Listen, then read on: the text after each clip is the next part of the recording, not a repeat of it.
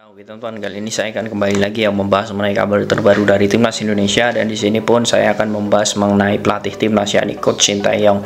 Nah, ada apa dengan Sintayong Bang kok dibahas? Nah, ini menurut saya penting ya sebagai bahan antisipasi nanti agar Sintayong ini tidak pergi. Nah, mungkin timbul pertanyaan lagi, kenapa pergi Bang? Kan kita ketahui kontrak Sintayong ini akan diperpanjang hingga bulan 6. Namun kalian sedikit sadar atau tidak? Sebenarnya kontrak dengan jangka pendek itu menurut saya jangka pendek ya. Itu sudah aman atau belum, dan bagaimana peluang Sintayong untuk kedepannya?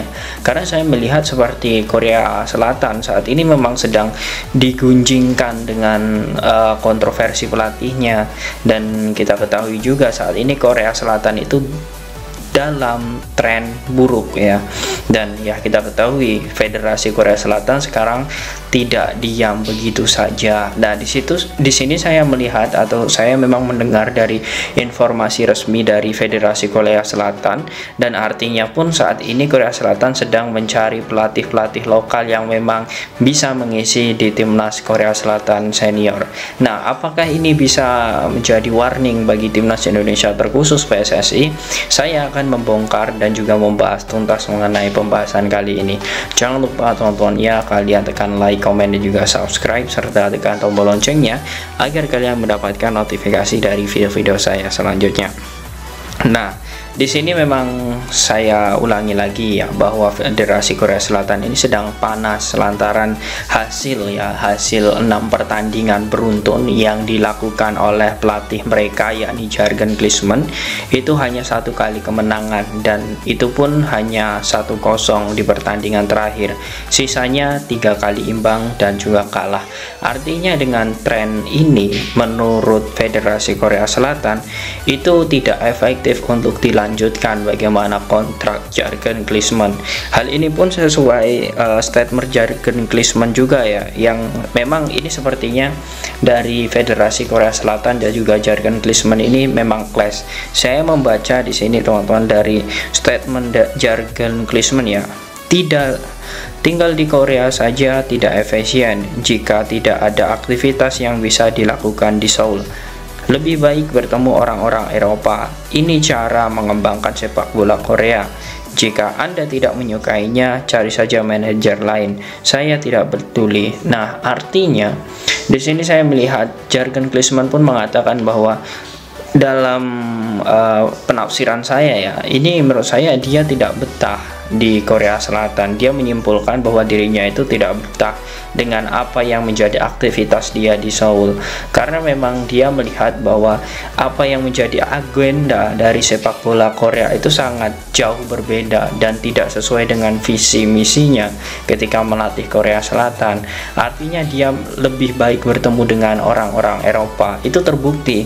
Berbeda dengan Sintayong, ketika Sintayong tidak ada agenda pun sama sekali, dia tetap tinggal di Indonesia karena dia menghormati dan menghargai kontrak kerja. Tetapi berbeda dengan Jurgen Klinsmann yang selalu warawiri ya, dalam artian itu pulang ke Eropa, kembali ke Korea, seperti itu terus. Jadi ya, itu menurutnya itu memang sangat tidak efektif. Bahkan ya, dia pun seperti mengancam, pecat saja saya jika federasi tidak menyukainya. Itu kan nada keras ya, nada bujukan, nada yang memang mengancam. Tetapi di sini saya melihat jika Federasi Korea seperti itu kan terus, saya yakin sekali itu tidak akan bertahan lama Jurgen Klinsmann untuk menukangi Korea Selatan. Dan inilah teman-teman, mengapa saya di sini PSSI harus memagari Sintayong secepatnya, karena bisa saja nantinya Sintayong ini kembali ke Korea. Karena seperti ini teman-teman, pola dari negara Asia Timur yang berkembang seperti Jepang, dia akan memprioritaskan pelatih lokal, dan saat ini Korea Selatan itu terkesima dengan apa yang sudah dilakukan Sintayong bersama timnas Indonesia. Tentu ini bukan lagi masalah prestasi bagaimana Sintayong mengangkat trofi ya, tetapi prestasi bagaimana proses yang dilakukan Sintayong ini menurut saya itu sempurna. Dia sudah bisa berhasil lolos di Piala Asia U19, U23, kemudian di senior, dan itu pun mencetak sejarah. Dengan track record itu Ya, Federasi Korea pun juga bangga dengan apa yang sudah dilakukan oleh Sintayong, dan menurut saya di sini posisi Sintayong di timnas Indonesia tidak aman dengan bagaimana gonjang-ganjing dari Korea itu, Federasi Korea itu, karena kita ketahui sebenarnya satu paket antara Sintayong dan juga pelatih Malaysia dulunya ya, tetapi karena saya melihat bahwa direktur teknik dulu pelatih Kim Panggon ya, pelatih Malaysia itu menjadi direktur teknik Korea Selatan, kemudian Sintayong itu menjadi pelatih Korea Selatan waktu itu memang secara bagaimana statistik dan penampilan itu sudah maksimal, tetapi saat ini kita bisa melihat apa yang terjadi dengan Federasi Korea Selatan. Tentu dalam hal ini Kemenporanya ya, Kementerian Pemuda Olahraga Korea Selatan ya, masih ingin mencari terus pelatih-pelatih potensial, pelatih-pelatih lokal yang memang nantinya bisa menukangi Korea Selatan di tim senior itu secara tulus. Nah, itulah teman-teman yang menjadi kekhawatiran kita.